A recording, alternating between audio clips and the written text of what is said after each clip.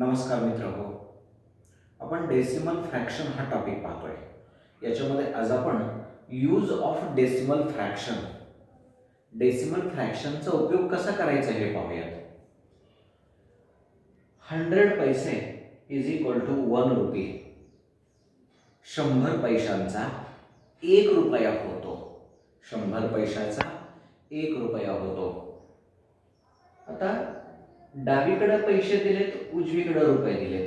डावीकडे 100 पैसे आहेत, उजवीकडे 1 रुपया झालाय. म्हणजेच तुमच्याकडे दिलेले जे पैसे असतील, ह्या पैशाचे रुपये करायचे असतील तर दिलेल्या पैशाला 100ने भागले पाहिजे. पैशाचे रुपये करताना 100ने भागावे. पैशाचे रुपये करताना 100ने भागावे. म्हणून 1 पैसा बरोबर 1/100 केलंय बघा. 1 पैसा इज इक्वल टू 1/100 रुपी.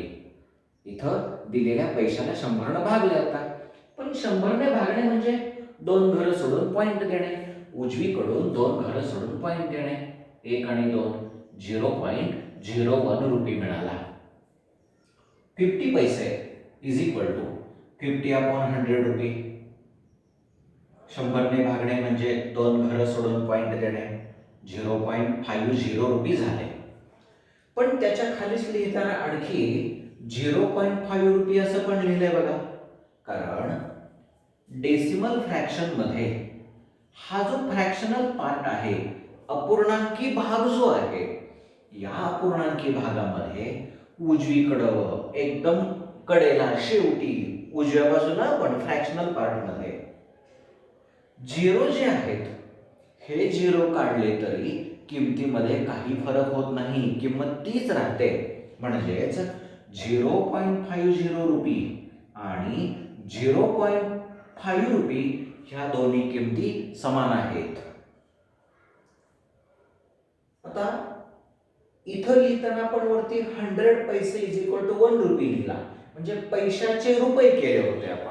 आपण पैशाचे रुपये केले होते. आता रुपयाचे पैसे करूयात. 1 रुपी इज इक्वल टू 100 पैसे. 1 रुपी इज इक्वल टू 100 पैसे. म्हणजे 1 रुपयाचे 100 पैसे केलेत. याचा अर्थ 1 रुपया म्हणजे 100 पैसे. म्हणजेच रुपयाचे पैसे करताना 100ने गुणावे. रुपयाचे पैसे करताना 100ने गुणावे. आणि उलट काय सांगितलं? पैशाचे रुपये करताना 100ने भागावे. पैशाचे रुपये करायचे, 100ने भागा. रुपयाचे पैसे करायचे, 100ने गुणा. दुसरं उदाहरण, 5 rupees is equal to 5 into 100 केले की 500 मिळतील. हे 500 पैसे. 0.50 रुपी म्हणजेच 0.5 रुपी आपण वरती पाहिलेलं इज इक्वल टू 50 पैसे. 0.07 रुपी म्हणजे 7 पैसे. 0.07 रुपी म्हणजे 7 पैसे. कारण रुपयाचे पैसे करताना 100ने गुणतोय आपण. रुपयाचे पैसे करताना 100ने गुणतो. आता 0.07 रुपी ह्याचे पैसे करताना ह्याला 100ने गुणावे लागेल. आणि 100ने गुणणे म्हणजे काय माहिती आहे का तुम्हाला? बघा इकडं 100ने गुणणे म्हणजेच हा जो डेसिमल पॉइंट आहे तो उजवीकडे 2 घरं आणणे. 1 आणि 2 इथं पॉइंट येईल. म्हणजे 7.0 होती. पण पुढचा 0 लिहायची आवश्यकता नाही म्हणून 7 पैसे केले. 0.8 रुपी म्हणजेच 80 पैसे. कारण रुपयाचे पैसे करायचे असले की सोपी आयडिया लक्षात ठेवायची. पॉइंट आहे का? ह्या पॉइंटच्या उजवीकडे 2 घरं पाहिजेत. म्हणून इथं आपण 0 दिला आणि पॉइंट काढून टाकला की रुपये होणार आहेत. 4.5 रुपीज म्हणजेच 4 रुपीज 50 पैसे.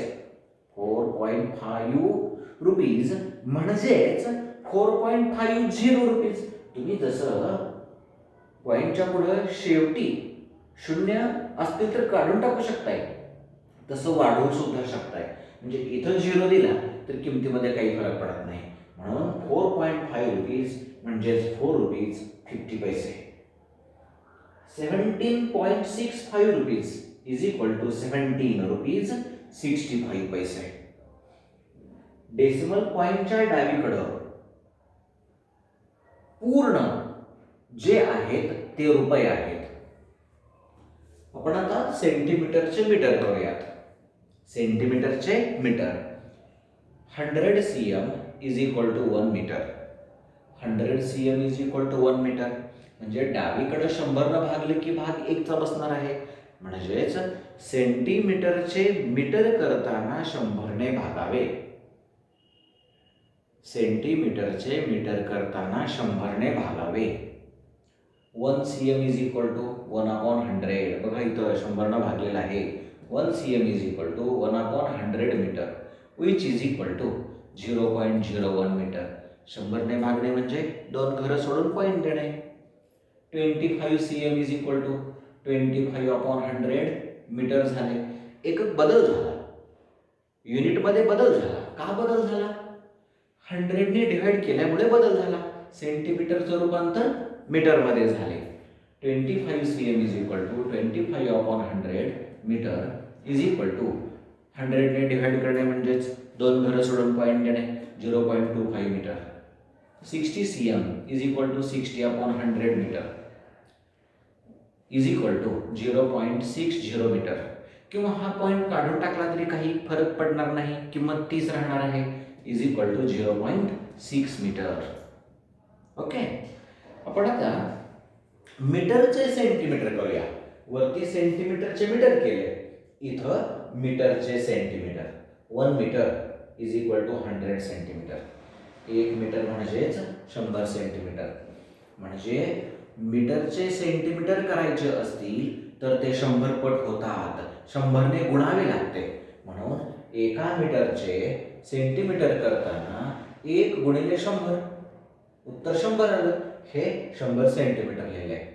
1 metre is equal to 100 centimetre. 8 metre is equal to 8 into 100 केले 800 सेंटीमीटर मिळाले. 0.3 मीटर. आता मीटरचे सेंटीमीटर करायचे 100 ने मल्टिप्लाय केलं पाहिजे, गुणलं पाहिजे. आणि 100 ने मल्टिप्लाय करणे म्हणजेच पॉइंट जिथं आहे तिथून 2 घरं उजवीकडे येणे. पण 2 घरं उजवीकडे येणे म्हणजेच इथं आलं की 1 घर झाले, पुढे आलं की एक 0 दिला पाहिजे लागतं, म्हणजे दुसरं घर होईल. म्हणजे 30 cm होतील. किंवा जे मीटर आहेत 0.3 ह्याच्यावरती जरी तुम्ही 0 ठेवला असता एक तरी किमतीमध्ये फरक पडला नसता. म्हणून 0.3 metre is equal to 30 cm. 0.40 metre is equal to 40 cm. 2.60 metre म्हणजेच 2 मीटर पूर्ण आहेत आणि पुढे 65 cm आहेत. 2 मीटर 65 cm. 14.9 मीटर. पॉइंटच्या डावीकडचे पूर्ण मीटर आहे 14 मीटर. इथं 0.9 जो आहे त्याच्याऐवजी 0.90 जरी केला तरी चालतो. म्हणजेच 90 cm होतील. 14.9 metre is equal to 14 metre 90 cm. इथं काय झालं? मीटरचे सेंटीमीटर करताना 100 ने गुणावे. हे कळले का पहा तुम्हाला? पैशाचे रुपये करणे. पैशाचे रुपये करताना 100 ने भागावे. रुपयाचे पैसे करणे. रुपयाचे पैसे करताना 100 ने गुणावे. सेंटीमीटरचे मीटर करणे. सेंटीमीटरचे मीटर करताना 100 ने भागावे. आणि मीटरचे सेंटीमीटर करणे. मीटरचे सेंटीमीटर करताना 100 ने गुणावे. ओके.